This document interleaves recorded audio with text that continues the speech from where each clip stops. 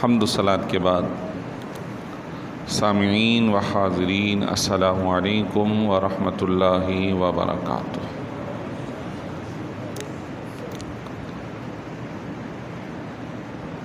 ربیع الاول شریف کا بابرکت مہینہ اختتام پذیر ہوا اور ربیع الثانی کا آغاز ہو چکا ہے۔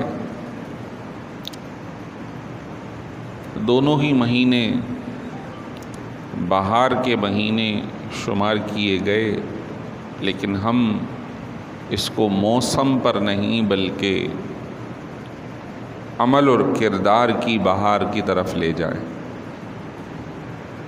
کہ یہ انسانیت پر اللہ تبارک و تعالیٰ کے کرم، مہربانی اور رحم کے مہینے ہیں کہ اللہ تبارک و تعالیٰ نے ماہ ربیع الاول میں اپنے نبی محترم سرکار دو جہاں صلی اللہ علیہ وسلم کو اس دنیا میں مبعوث فرما کر احسان فرمایا اور انسانوں پر یہ کرم فرمایا کہ اپنے نبی کا طور طریقہ انہیں عطا کیا۔ یقیناً اگر انسان کی تعلیم اور تربیت نہ ہو اور اسے کسی جنگل میں چھوڑ دیا جائے تو پھر نہ اسے رہن سہن کا طریقہ معلوم ہو، نہ اسے بولنے کا سلیقہ معلوم ہو، نہ اسے اچھے اور برے کی تمیز ہو، اور وہ جنگل میں جانوروں کی طرح رہے۔ لیکن انسان کو معاشرتی فرد بنایا گیا ہے، ایک ساتھ رہ کر مل جل کے رہنے کا طور طریقہ اسے سکھایا گیا ہے، اور جہاں کہیں کمی ہے اس کمی کو پورا کرنے کے لیے اللہ نے اپنے نیک بندوں کو بھیجا۔ سارے نبیوں نے اپنی اپنی امت کو بہترین اخلاق، کردار اور رویوں سے روشناس کرایا، نہ صرف بتایا بلکہ کر کے دکھایا کہ ایسے کرو۔ بطور انسان سارے لوگ برابر ہیں، حضرت آدم کی اولاد ہے، لیکن اس انسان کے اندر پھر اللہ تعالیٰ نے درجات رکھے، اور ان درجوں میں سب سے پہلا درجہ اللہ کے نبیوں کا ہے کہ وہ اس دنیا کی سب سے زیادہ سمجھدار، مہذب،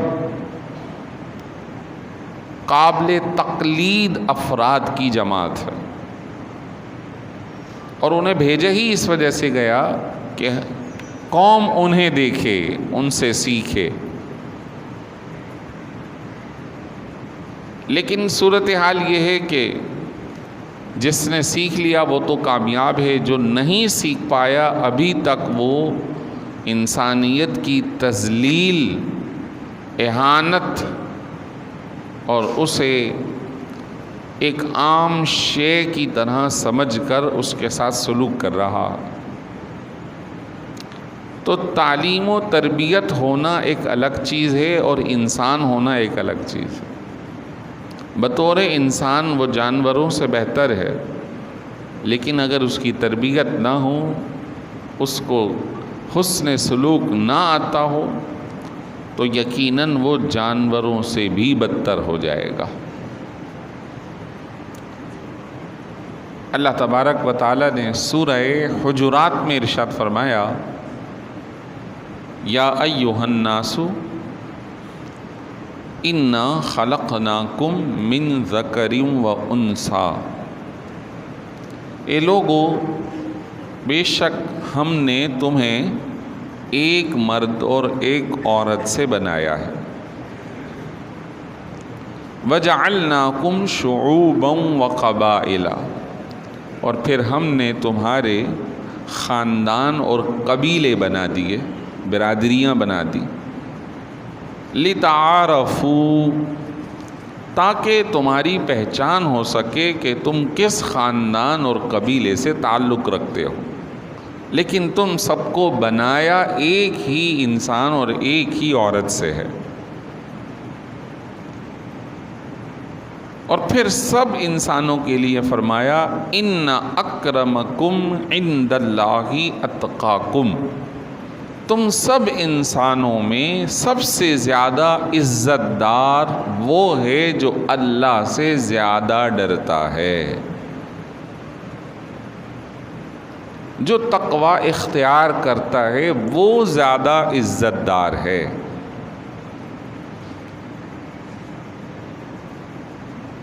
قرآن پاک ایک ایسی لاریب کتاب ہے کہ جو نہ صرف ہماری دنیا بلکہ آخرت تک کے معاملات کی رہنمائی کرتا، اور یہ کتاب ہمیں ہر حال میں بہتری، فلاح اور کامیابی کی طرف دعوت دیتی۔ بعض لوگ یہ سوال کرتے ہوئے نظر آتے ہیں کہ قرآن پاک کو پورا اگر پڑھا جائے، اسے دیکھا جائے تو خوشی اور ہیپی لائف اس طرح کی کوئی اسٹوری، کوئی واقعہ نہیں ملتا، بلکہ حضرت یوسف کے واقعے کو پڑھتے ہیں تو اس میں بھی آزمائش کا تذکرہ ملتا۔ تو بزرگوں نے فرمایا کہ یہ جس کو آپ ہیپی کہہ رہے ہو، یعنی دنیا، تو اللہ تعالیٰ نے تو دنیا کو فرمایا یہ چھوٹی سی اور تھوڑی سی زندگی، ہم تو تمہیں وہ ہیپی لائف دینے والے ہیں جو کبھی ختم نہیں ہونے والی، بلکہ یہ جو دنیا ہے اس دنیا کو تو آخرت کے لیے ایک کھیتی باڑی کی جگہ قرار دیا گیا۔ الدنیا مزرعۃ الآخرہ، دنیا تو کھیت کھلیان لگانے کی جگہ ہے جو کہ آخرت کے اندر اس کا پھل فروٹ اور اس کا جو طعام وہ سارا وہاں ملے گا۔ ہمیں فرمایا گیا کہ دنیا مومن کے لیے ایسے ہے جیسے قید خانہ۔ بزرگوں نے یہ واقعہ نقل فرمایا کہ ایک بہت بڑے عالم اور محدث تھے بغداد کے علاقے کے، اور جب وہ درس دینے جا رہے تھے تو اپنے ایک شاندار گھوڑے پر سوار، اعلیٰ جبہ عمامہ زیب تن کیے ہوئے اور خوشبو لگائے ہوئے اپنی درس گاہ کی طرف جا رہے تھے، تو ایک کافر انہیں مل گیا، اور وہ مالی طور پہ کمزور تھا، مفلوق الحال تھا۔ اس نے ان کا راستہ روکا اور کہا کہ آپ پڑھنے پڑھانے سے وابستہ ہیں، اور یقیناً یہ بات آپ کے پیش نظر ہے کہ آپ کے نبی نے یہ کہا ہے کہ یہ دنیا تو مومن کے لیے قید خانہ ہے اور کافر کے لیے جنت ہے، لیکن میرا اور آپ کا حال دیکھ کر تو اپوزٹ نظر آ رہا کہ آپ بہترین پوشاک پہنے، بہترین سواری پر سوار، بہترین خوشبو لگائے اس دنیا میں موجود ہیں، اور میرے پاس کپڑے پھٹے ہوئے، سواری میرے پاس نہیں، پسینے کی بو مجھ سے آ رہی ہے، تو یہ تو آپ کے لیے جنت اور میرے لیے دوزخ محسوس ہو رہی۔ تو آپ نے فرمایا کہ اس حدیث کا مطلب یہ نہیں جو تو سمجھا ہے، اس کا مطلب یہ ہے کہ مومن کو ایک حد بندی میں رکھا گیا ہے کہ وہ ہر جگہ حلال حرام کی تمیز کیے بغیر داخل ہو جائے، اس کو ممانعت ہے۔ وہ پوشاک استعمال کرے تو حلال، کمائے تو حلال، جائز، وہ تمام معاملات حد بندی شریعت کے دائرے میں کرے، اس سے باہر جانے کی اجازت نہیں، جبکہ کافر حد سے پار جا بھی سکتا ہے، آ بھی سکتا ہے۔ اور رہا معاملہ کہ میرا اور تیرا، تو کہا جب ہم دنیا سے چلے جائیں اور میں ایمان سلامت لے جاؤں تو پھر اللہ وہ نعمتیں دے گا، وہ خوشحالی عطا فرمائے گا، وہ زندگی عطا فرمائے گا کہ جس کو دیکھ کر یوں محسوس ہوگا کہ دنیا میں تو ہم قید میں رہتے تھے، اصل تو آج جنت میں داخلہ ہوا ہے۔ اور جب تو اگر کسی کفر میں چلا گیا تو اگرچہ کہ تیرے کپڑے پھٹے ہوئے ہیں، مفلوق الحال ہے، لیکن جب تو کفر کی وجہ سے عذاب میں مبتلا ہوگا، تجھے آگ میں جلایا جائے گا، تجھے اللہ کی طرف سے طرح طرح کے عذاب اور اذیتوں میں ڈالا جائے گا، تو پھر تو اس اذیت کو دیکھ کر، اس عذاب کو چکھ کر کہے گا کہ میں دنیا میں تو جنت میں تھا، کھاتا تھا، پیتا تھا، چلتا تھا، جہاں چاہتا تھا سو جاتا تھا، یہاں تو نہ سونے کو ملے، نہ پینے کو ملے، نہ آرام کی جگہ، ہر وقت کوڑے پڑے، ہر وقت آگ میں جلوں۔ فرمایا دوسری حدیث میں ہے کہ ایک جہنمی کو سب سے کم ترین عذاب یہ دیا جائے گا کہ اسے آگ کی جلتی ہوئی چپل پہنا دی جائے گی۔ جب وہ چپل سے اس کا پاؤں جلے، اس کے جسم میں گرماہٹ آئے، تو اس کی تپش سے اس کا دماغ ایسے کھول رہا ہوگا جیسے چولہے پر رکھی ہانڈی آگ کی وجہ سے ابلتی ہے، اس میں پانی کھولتا ہے، اس میں ابال آتا ہے۔ یہ سب سے کم ترین اس کو عذاب دیا جائے گا۔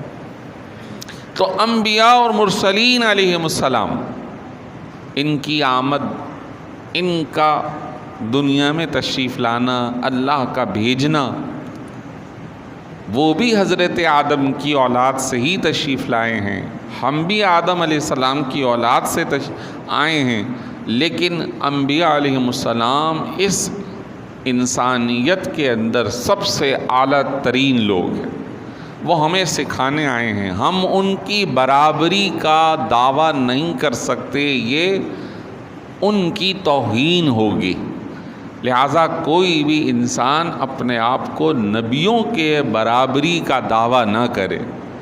ہم تو سیکھنے والے ہیں، وہ سکھانے والے ہیں، ہم طلبگار ہیں اور اللہ نے انہیں عطا فرما کر بھیجا ہے، ہم رضامندی کے طلبگار ہیں، اللہ تعالیٰ نے انہیں اپنی رضامندی دے کر بھیجا ہے، بہت بڑا فرق ہے۔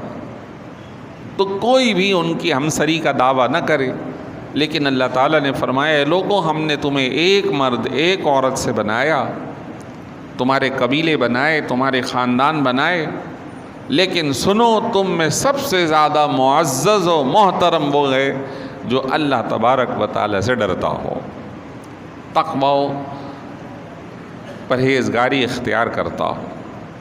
اب پرہیزگاری کیا ہے؟ ہر اس کام سے پرہیز جو اللہ اور اس کے رسول نے منع فرمایا۔ آج مسلمان کھانے میں تو حلال کی کوشش کرتا ہے، سور نہیں کھاؤں گا، گائے کھاؤں گا، لیکن کمانے میں حلال کی کوشش نہیں کر رہا۔ فرق دیکھیے گا، فرق دیکھیے گا، کھانے میں حلال کی کوشش کر رہا ہے لیکن کمانے میں نہیں کر رہا، اپنے حق کا تقاضا کر رہا ہے۔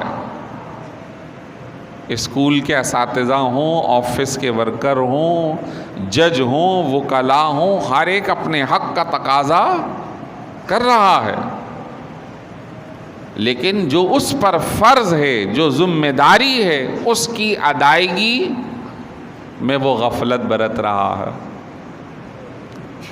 شریعت مطہرہ یہی کہتی ہے اللہ کے نزدیک معزز وہ ہے جو متقی اور پرہیزگار ہو، جو حقوق بھی اور فرض بھی اسی طرح ادا کرے جس طرح اللہ اور اس کے رسول صلی اللہ علیہ وسلم نے تعلیمات دی۔ نبی کریم رؤوف الرحیم سرکار دو جہاں صلی اللہ علیہ وسلم ہمیشہ عاجزی اختیار کیا کرتے تھے. اتنے بڑے منصب، اتنی بڑی وجاہت کے باوجود آپ علیہ الصلاۃ والسلام ہمیشہ عاجزی اختیار فرماتے تھے. اور آپ کے معاملات، آپ کی سیرت نہ صرف گفتگو تک تھی بلکہ عمل تک بھی تھی. آپ علیہ الصلاۃ والسلام کوئی بھی کام کر رہے ہیں، صحابہ کرام کو حکم دیتے تھے تو خود مل کر ان کے ساتھ کیا کرتے تھے. چنانچہ مسجد نبوی کی تعمیرات کا سلسلہ ہوا، صحابہ کرام کو اس وقت فرمایا کہ بھئی چلیے پتھر ادھر ادھر سے جمع کریں اور پتھر کی دیوار بنائی جائے گی، مسجد کی دیوار کھڑی کی جائے گی. سب حضرات جمع کر رہے ہیں تو آپ علیہ الصلاۃ والسلام بھی ان کے ساتھ تشریف لے گئے. صحابہ نے عرض کیا رسول اللہ ہم اٹھانے کے لیے کافی؟ فرمایا نہیں، میں بھی اپنا حصہ ملانا چاہتا ہوں. اگر آپ فارغ ہو گئے تو ایک اور پتھر اٹھا کے لے آؤ. تکبر انسان میں نہیں ہونا چاہیے، عاجزی اختیار کرنی چاہیے. انسان سارے بطور انسان حضرت آدم کی اولاد ہیں، مراتب اپنی جگہ ہے، لیکن آپ صلی اللہ علیہ وسلم نے ہمیں عاجزی کا درس دیا. حدیث مبارک میں آتا ہے نبی کریم صلی اللہ تعالیٰ علیہ وسلم نے ارشاد فرمایا ما نقصت صدقۃ من مال وما زاد اللہ عبدا بعفو الا عزا. اگر کوئی شخص صدقہ و خیرات کرتا ہے تو صدقہ و خیرات کرنا اس کے مال کو کم نہیں کرے گا، اور جو شخص دوسروں کو معاف کر دے گا اللہ اس کی عزت کو کم نہیں کرے گا. جو معاف کرے گا اللہ اس کی عزت کو اور بڑھا دے گا، اور جو اللہ کی راہ میں خرچ کرے گا اللہ تعالیٰ اسے اور عطا فرما دے گا. بعض اوقات یہ ذہن میں آتا ہے کہ یار اس نے ہمیں یہ کہہ دیا تو جب تک ہم اس سے زیادہ نہ کہہ لیں تو اس وقت تک دل کو تسلی نہیں ہوگی، جبکہ نبی کریم صلی اللہ علیہ وسلم عاجزی کا درس دے رہے ہیں، معاف کرنے کی تعلیم دے رہے. وما تواضع احد الا رفعه اللہ. جو اللہ کے لیے عاجزی اختیار کر لیتا ہے اللہ تعالیٰ اسے بلندی عطا فرما دیتا ہے. نبی کریم رؤوف الرحیم صلی اللہ تعالیٰ علیہ وسلم ایک سفر سے تشریف لا رہے، تھک گئے ہیں، دیگر صحابہ کرام بھی دائیں بائیں لیٹ گئے. ایک وادی تھی، پہاڑوں کا دامن تھا، تو آپ نے بھی اپنی تلوار اتاری اور ایک درخت کی شاخ پر ٹانگی اور آپ آرام فرماؤ کہ ایک کافر طاق لگا کر حضور تک پہنچ گیا اور تلوار اٹھا لی. آپ کی آنکھ کھولی تو سامنے موجود ہے اور تلوار سونتے ہوئے، اور آپ علیہ الصلاۃ والسلام سے کہہ رہا ہے کہ بتائیے اے محمد آج آپ کو کون بچائے گا. آپ صلی اللہ علیہ وسلم نے پرہیبت انداز میں ارشاد فرمایا اللہ. وہ جو آپ کے کلمات تھے اس کا اثر یہ ہوا کہ اس پہ کپ کپی طاری ہو گئی اور اس کے ہاتھ سے تلواریں گر جاتی. آپ اٹھا لیتے اور آپ فرماتے ہیں بتا تجھے کون بچائے گا. آپ تو محمد الرسول اللہ ہیں، آپ تو غریبوں کا خیال کرنے والے ہیں. بس اس کا کہنا تھا، آپ علیہ الصلاۃ والسلام نے اسے معاف فرما دیا. ایک خاتون آپ علیہ الصلاۃ والسلام کی بارگاہ میں، وہ تھوڑی سی ذہنی طور پہ کمزور تھی، وہ آپ کا دامن پکڑ لیتی ہے اور کہتی ہے میری بات سنیں. آپ علیہ الصلاۃ والسلام اس کی بات سننے اس کے ساتھ چلے گئے، بیٹھ گئے. کافی دیر تک اس کی بات سنتے رہے. اس نے کوئی کام بولا، وہ کام بھی آپ نے کر دیا. تو آپ صلی اللہ علیہ وسلم تکبر نہیں اختیار فرماتے تھے.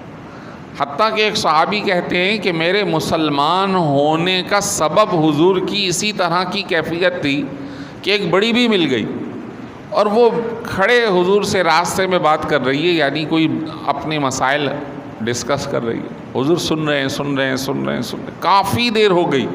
کہتا میں کھڑے کھڑے تھک گیا، میں وہاں سے ہٹ گیا. اور پھر حضور کی اس کیفیت کو دیکھ کر میں حضور کے دامن سے وابستہ ہو گیا. دوسروں کا خیال کرنا. تو میں نے یہی عرض کیا کہ انسان کی تربیت اہم ہے، اخلاقیات اہم ہیں. اگر تربیت انسان کی نہ ہو تو پھر وہ تکبر میں مبتلا ہو جاتا. نبی کریم رؤوف الرحیم صلی اللہ تعالیٰ علیہ وسلم تکبر کے خلاف کیا فرماتے؟ ارشاد فرمایا، حضرت ابو ہریرہ سے روایت ہے، ثلاثۃ لا یکلمہم اللہ یوم القیامہ. 3 ایسے لوگ ہوں گے کہ اللہ قیامت کے روز ان سے کلام نہیں فرمائے گا. ولا یزکیہم، نہ انہیں پاکیزہ اور ستھرا فرمائے گا. ولا ینظر الیہم، اور نہ ہی ان کی طرف نظر رحمت فرمائے گا. وَلَهُمْ عَذَابٌ عَلِيمٌ، اور انہیں دردناک عذاب دیا جائے گا. کون سے 3؟ ارشاد فرمایا، شیخ زانن، بوڑھا ہو جائے پھر بھی زنا میں مبتلا رہے. زنا ویسے ہی برا ہے اور بوڑھا بھی اس میں مبتلا ہو تو اس سے برا شخص کوئی نہیں. فرمایا وَمَلِكٌ كَذَّابٌ، اور جھوٹا حکمران، ایسا بادشاہ، ایسا حاکم، ایسا حکمران، ایسا سربراہ مملکت جو جھوٹ بولتا ہو، نہ تو اللہ ان سے بات کرے، نہ ان کو پاکیزہ کرے، نہ ان کی طرف نظر رحمت فرمائے، بلکہ انہیں دردناک عذاب میں مبتلا کرے گا. آج ہم کسی کو کہنے کی ضرورت نہیں ہے، دائیں بائیں آگے پیچھے سب جگہ دیکھیں جھوٹوں کی بھرمار ہے. اللہ اپنے حفظ و امان میں رکھے اور ہمیشہ سچ گوئی اختیار کرنے کی توفیق عطا فرمائے. حکمران کیا ہے کہ سارے دائیں بائیں ذرائع اس کے ساتھ ہیں، افراد اس کے ساتھ ہیں، ریاست کا مال اس کے ہاتھ میں، اس کے باوجود وہ جھوٹ بولے. یہ ایک فرد کی بات نہیں، اوورہال پوری دنیا میں دیکھ لیجئے حکمران اسی طرح رہے ہیں. اور فرمایا وَعَائِلٌ مُسْتَكْبِرٌ، اور غریب بھی ہو اور اوپر سے تکبر بھی کرتا ہو. متکبر شخص سے بھی اللہ تعالی بات نہیں فرمائے گا. ایک اور حدیث شریف کے اندر ارشاد فرمایا، ایک صحابی حضرت سلمہ بن اقوع روایت کرتے ہیں کہ ان رجلا اکل عند رسول اللہ صلی اللہ علیہ وسلم بشمالہ، ایک شخص حضور کے پاس موجود تھا اور وہ الٹے ہاتھ سے کھا رہا تھا.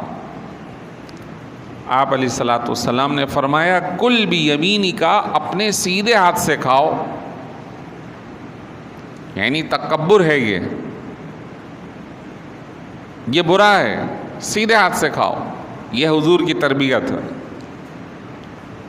اس نے کہا لا استطیع، میں کھا نہیں سکتا.